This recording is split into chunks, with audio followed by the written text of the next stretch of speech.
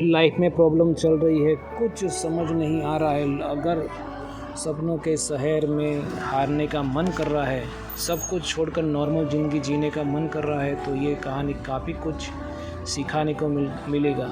यह कहानी एक आदमी और एक गधे की है। इस कहानी को ध्यान से समझना, क्योंकि ये कहानी आपकी सोच बदल देगी। एक आदमी एक जंगल से जा रहा होता है, उसके पास एक गधा होता है। थोड़ी दूर चलने के बाद वह गधा एक खड्डे में गिर जाता है। वह गधा काफ़ी कोशिश करता है उस गड्ढे से बाहर निकलने की, लेकिन काफ़ी मेहनत के बाद भी वह गधा गड्ढे से बाहर नहीं निकल पा रहा होता है। उस आदमी ने भी काफ़ी अलग अलग उपाय सोचे गधे को गड्ढे से बाहर निकालने के लिए, लेकिन वह आदमी हार मानकर यह सोच लेता है कि उसका गधा उस गड्ढे से बाहर नहीं निकल सकता। वह आदमी जरा सोच नहीं पाता है और वह यह विचार बनाता है कि इस गधे को अब इसी गड्ढे में दफन कर देना चाहिए, ताकि उसे कोई जानवर मार कर खा न सके। आदमी थोड़ी ही दूर मिट्टी का एक ढेर दिखाई देता है। वह आदमी मिट्टी के ढेर से मिट्टी लाकर उस गधे के ऊपर डालता है, लेकिन कमाल की बात तो ये होती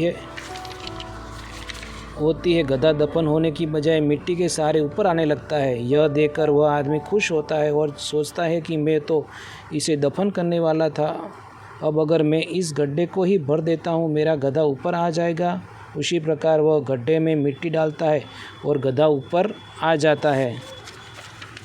दोस्तों, इसी तरह जब हमारे जीवन में भी कोई दिक्कत या परेशानी आती है, तो उसे हमें सिर्फ अपने दिमाग में ही सोचते रहते हैं कि उस प्रॉब्लम को हम कैसे सॉल्व करें, और दिमाग में ही सोच लेते हैं कि ये प्रॉब्लम सॉल्व नहीं होगा और उसे छोड़ देते हैं।